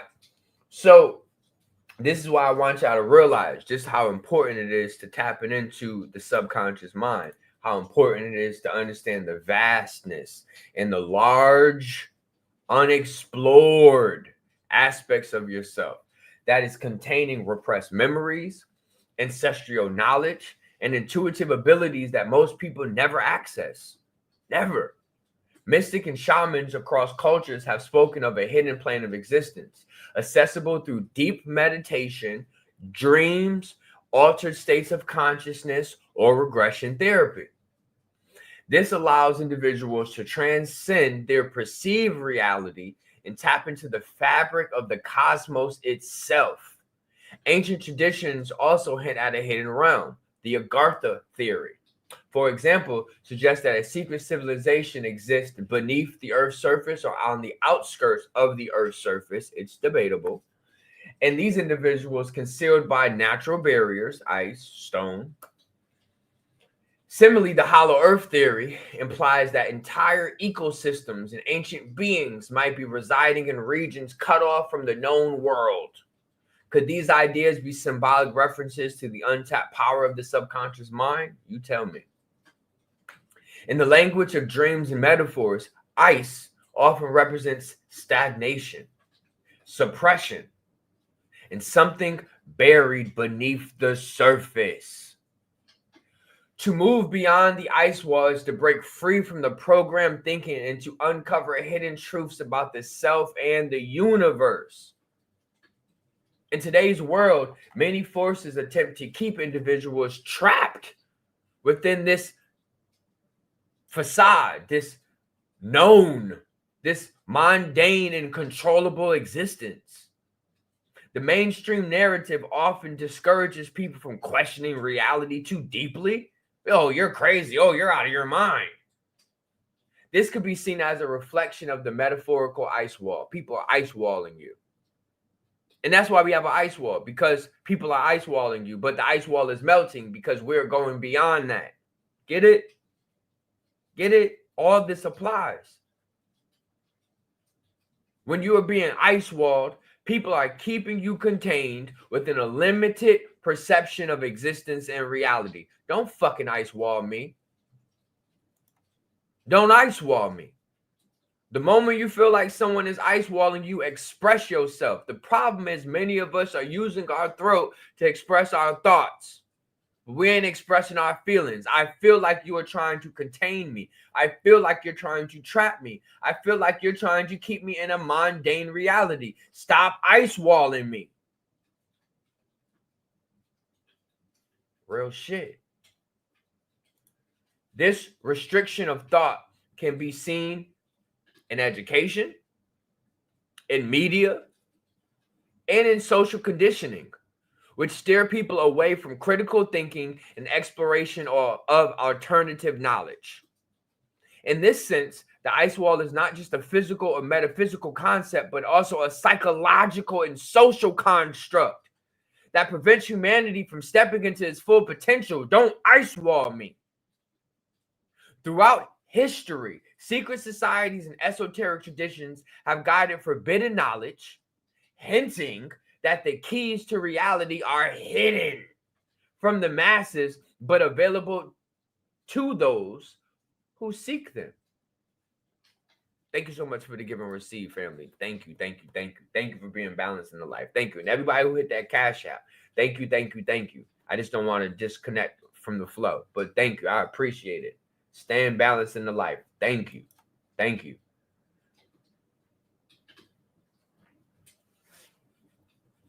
I never even thought about how the ice wall is a psychological and social construct. Oh my God.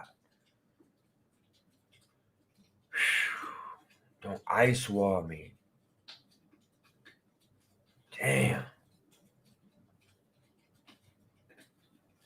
So this raises the question. Who benefits from keeping humanity confined to a narrow scope of understanding? Let me say that again. And you need to ask this question to the universe. You need to ask this question out loud. Fuck thinking it. Say it out loud. The question is, who benefits from keeping humanity confined to a narrow scope of understanding? And more importantly, how can an individual break through the barrier? Great question. how to cross the ice wall and unlock the subconscious. Just as ancient explorers sought passage beyond frozen landscapes, modern seekers can embark on their own journey to move beyond mental blockages, mental barriers. Here are some ways to begin unlocking the subconscious and stepping beyond the symbolic ice wall.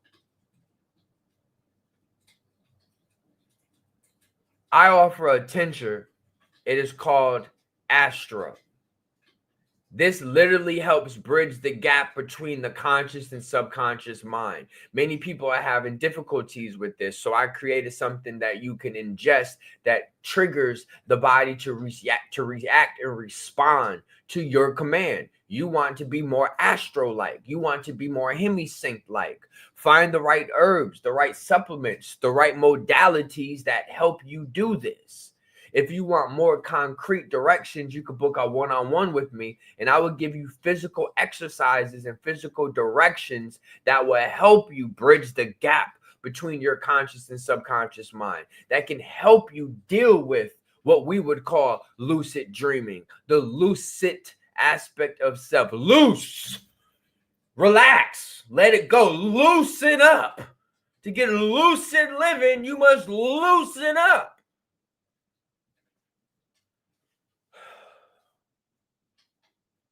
I can help y'all become more conscious while you're dreaming. I can show you how to program your mind to be more lucid, to have more conscious awareness while you are dealing with the depths of yourself. Most of the time you sleep when you access this. You got to take a hallucinogen. You have to starve. You have to do all these extremes.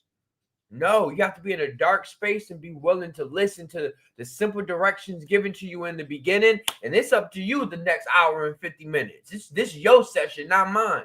There are capabilities out there. There are services out there that can accelerate you. If you feel like you started late, if you feel like I need to get on this spiritual bandwagon faster, you need to get a regression. I'm trying to help you understand the depths of you. You're doing this session. You are unlocking the depths of you and expressing it in a conscious state. You need this. You need to exercise your mind. You don't do it enough. So lucid dreaming, astral projection, herbs, sound frequencies, helpful. Meditation and breathing, very helpful. Meditation is one of the most powerful tools for breaking through subconscious limitations. By silencing the noise of everyday thought, individuals can access deeper layers of awareness and insight. What helps with this is breath work techniques. Get on ChatGPT, ask ChatGPT, what are some breathing exercises that I can do? Diaphragmatic breathing is extremely helpful in this case. It could also induce the natural DMT that comes from one's lungs, and this can help you reach altered states of consciousness. It can help dissolve mental barriers. Starting to tap into symbology, starting to understand ancient symbology, ancient symbols. Many ancient cultures use symbols, sigils, to access hidden knowledge. Working with symbols such as the eye, the serpent, or sacred geometry can serve as keys to unlocking deeper truths stored in the subconscious mind.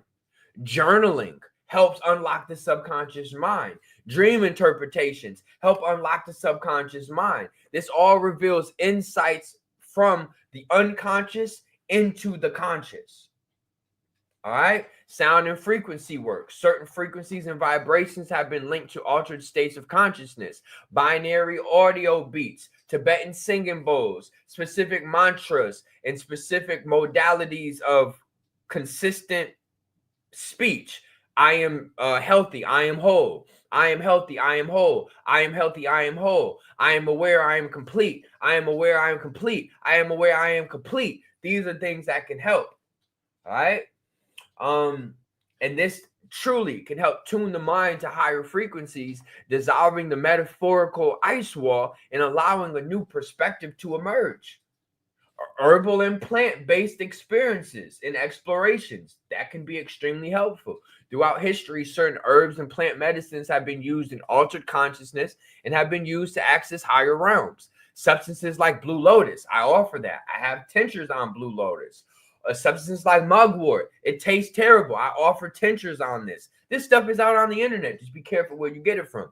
A lot of people get old products, expired products. I don't know any of you who have ever indulged in cannabis, THC, but the fresher the cannabis, the better the experience. The older 3-year-old product, 4-year-old product doesn't have as much effects on the person. So be careful where you get your herbs from. I'm making sure I get my herbs from the proper source that can give me the date that they picked them, the date that they were cleaned. I know the whole path, the whole track of the herbs that I'm connecting. So you want to do your work, go or work with people who have done the work for you. All right, so mugwort, ayahuasca, all these have been known to help people transcend normal perception and interact with hidden aspects of their reality. All right, now here are the implications of breaking through. If the ice wall represents a boundary between limited perception and greater truth, then breaking through has a profound implication. It suggests that reality is far more expansive than we have been led to believe, and that the mind has the power to shape and interact with the dimensions beyond our ordinary awareness and experiences. This aligns with the idea that humanity is on the verge of a great awakening, a collective shift where people begin to reclaim their sovereignty, question the structures that confine them, and explore the full spectrums of their consciousness. Fuck 5 to 10% of awareness. That's not enough for us. We need more. We have to obtain more. We have to push for more. And that's what we are here to do, to push for more.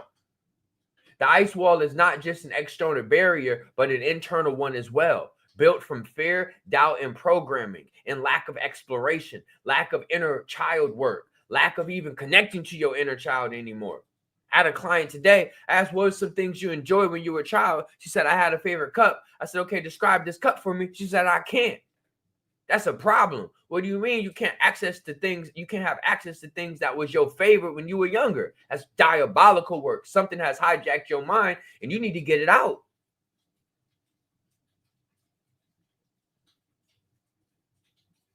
We need to remove the fear, remove the doubt, and take away the programming. So those who embark on this journey may find themselves seeing a reality a new way. Tapping into intuitive knowledge. Hello, I'm Q Reeves. How do you drop 1,300 videos? Intuitive knowledge, psychic abilities, a deeper connection to the cosmos, more observant, more patient, more trusting. This is how it helps. This is how it helps. The question, what's beyond the ice wall, is not just a literal one, but a deeply symbolic and personal one. Whether one sees it as a hidden land, an esoteric secret, or a threshold of consciousness itself, the idea remains the same. There is something greater, more mysterious, and deeply transformative beyond the barriers we perceive. Don't get lost in flat earth talk. Don't get lost in this ice wall talk. Don't get lost in all this physical egg salad, word salad talk. Go deeper and understand how it applies to you first. There is something greater, more mysterious, and deeply transformative beyond the barriers we perceive. And the moment you embrace that reality, the reality will embrace you. Unlocking this mystery requires courage. Unlocking this mystery requires the courage to step beyond fear. Unlocking the mystery requires the courage to step beyond fear, to challenge long-held beliefs, and to embrace the unknown. The greatest explorers of all time were those who dared to look beyond the edge of the map and sail into uncharted waters. The same is true for the mind. Only those willing to venture beyond the known will ever glimpse into the true nature of reality. Only those who are willing to embrace the unknown are preparing themselves for their afterlife. Only those who are comfortable being uncomfortable are preparing themselves for the afterlife in the greatest capacity that they can handle it. Everything else is cap. Everything else is secondary. The ice wall then is not just a barrier. It is a test of perception, a test of courage, and a test of the willingness to awaken to the deeper truths that lie beyond your awareness. Simply put,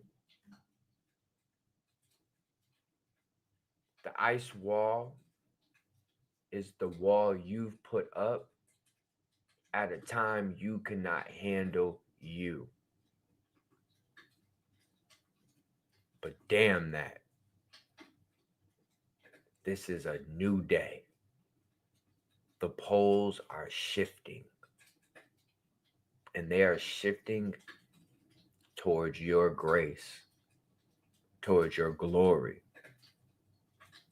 towards your glow. GGG. Be comfortable in the uncharted terrain. Something got you. Be comfortable exploring your subconscious mind. Something got you. Now, I'm saying something because you don't know what it is yet, but you will discover what that something is. And then it's not a something anymore. It's a someone. I appreciate y'all for staying with me. I know this is a little longer, 2-hour video. There's a lot I wanted to unpack in this video today. I'm so happy that we were able to kind of get to that. I know it isn't the easiest thing to chime into a video like this midday. So I do appreciate y'all when y'all can sit here and give me your patience and give me your awareness. I really appreciate it. Those of you who have given, received in the Cash App, Chime, I appreciate you. If any of you are interested in grabbing some of the products that I offer, you just simply head on over to qreeves.com. I offer my tinctures. All right. Once you hit buy now, it's going to take you to an Etsy page, just so you can see. And when you go to the Etsy page, this is where you can buy your teas. This is where you can buy your, well, right now I currently have a 2-ounce Blue Lotus. I must have sold out of the smaller ounces. But this is where you can get all your teas, your lotuses right here. And it's constantly updated every week. Or you can head on over to Q Reeves and get you a vibe. These are the sound resonance devices I was speaking on earlier. If you're interested in getting one of those, like I said, I have 2 more, and then we're looking at a 2 to 4 week wait until the next order comes in. So I appreciate y'all. I appreciate everything that y'all represent, everything that y'all on, because I feel it. I'm your neighbor. You being on, you accelerating, you awakening is helping my acceleration, is helping my awakening. And it ain't no let me cipher off of you. No, this is, we're doing this together. This is teamwork. As you become more aware, I become more aware. As I become more aware, you become more aware. Simple concept. Thank you, family. I'm happy that this resonated. Thank you, thank you, thank you, thank you, thank you, thank you, thank you. Honored. I appreciate y'all. Wow. You said did not feel like 2 hours. I didn't come that late. Good video, Q. Thank you. Thank you. I'm happy that we were able to deep dive. I appreciate y'all. I do. I appreciate y'all. And I'll be back up here ASAP. I got a really, really important video for us. I got a video that's probably going to drop Friday. That is the secret of the Big Bang. We're really going to go into a deep dive into what is this concept of the Big Bang. Where did existence come from? How did all this stuff start? The genesis of us. This has been weighing heavy on my heart, and I felt like this is the time now for us to really get into it and to express it. So we will. we will get into it. That's probably going to be this Friday. Hopefully, if everything is in alignment. But I trust the process, and it would be released when it's time to, just like Tiamat.